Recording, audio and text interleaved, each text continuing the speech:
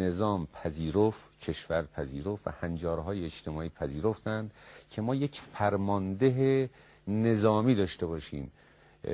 در یکی از شهر همدان ما یه خانمی داشتیم، به اصطلاح ایشون فرمانده سپاه بود، بسیار فرد شناخته شده و انقلابی هم بود، عضو شورای مرکزی حزب من بود. کسی به نظرش خیلی عجیب نمیومد که یه خانم فرمانده سپاه باشه. من نمیخوام بگم که ما به اون جای پیش بریم بگیم فرمانده های نظامی خودمون رو از زنها انتخاب بکنیم. میخوام بگم تصویری که جامعه از زن پیدا کرده بود طوری تحول پیدا کرده بود که زنها رو میپذیرفت که در جاهای مختلف قرار بگیرن.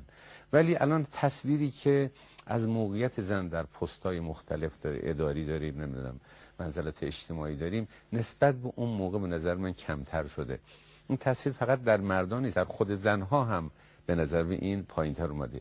اینا باید تعدیل بشه. بحثایی که در زمین حقوق مدنی داریم باید تعدیل بشه. نوع نگاه ما به خانواده ها باید عوض بشه. خانواده ها الان زنهایی در خانواده هستن قویاً احتیاج به حمایت دارن، مشکلات وسیعی دارن. باید اون احساس بکنن که قانون، کشور، دولت، نظام از اونها هم حمایت میکنه و هم زحمات اونها رو ارج مینهه. در به اصطلاح احتساب کار زنها در خانه توی GMP کشور، تولید ناخالص کشور، ما مشکلاتی داریم. در بعضی کشورها این کار عملی میشه. بالاخره زن در یه خانواده کار میکنه، زحمت میشه، تلاش میکنه. در بعضی نقاط کشور ما مثل شمال، بعضی مثل مناطق روستایی ما، زنها همپای مردا کار میکنن، ولی اون کار به در تولید ناخالص ملی ما به حساب بر نمیاد، در حالی که اینا به اصطلاح بسیار مهمه که در حساب‌های ملی ما درج بشه. این منجر میشه به بهبود وضعیت زنها در چیز.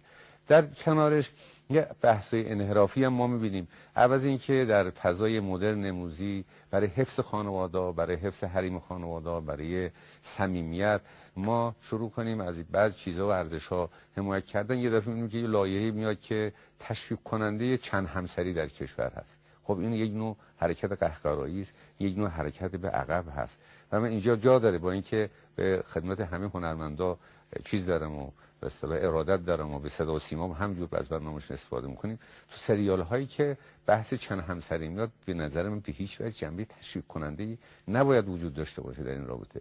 این اثرات فرهنگی به نظرم گسترده‌ای در خانواده‌ها میذاره و اساس خانواده رو متزلزل میکنه. ببینین بحث چند همسری وقتی حالت تشویق کننده باشه، یه عده‌ای که امکاناتی دارن، چیز دارن، بالاخره از زنش خسته شده دیگه نمیتونه و به کمی به اصطلاح امکانات وسیع هم هست، این باعث سوس شدن موانع خانواده میشه. این چیزی که قویاً بنده باش مخالف هستم. برای همین به ذهنم میاد که یکی از دغدغه‌های آتی دولت و کاری که باید بکنه یک کار همه جانبه، چه در مورد منزلت هست، چه رفع تبعیض هست، چه با همکاری قوه قضاییه، یه بازبینی قوانینی است که منجر به بهبودی وضع زنها در جامعه میشه. از اینها گذشته استفاده از زنها در منزلت‌های سیاسی و اقتصادی و تصمیم گیری هم یکی از موارده. این مسئله البته اهمیت شاید به طور چیزی برای خانم‌ها از یک زمینی نداشته باشه. حالا خانم ممکن یه خانم خانواده همون توی خانواده بودن و تربیت بچه بیشتر اهمیت بده تا اینکه پست وزارت داشته باشه.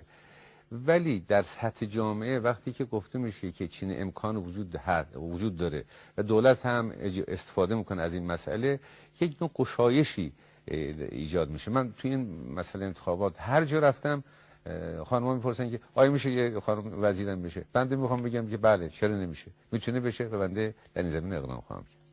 متشکرم.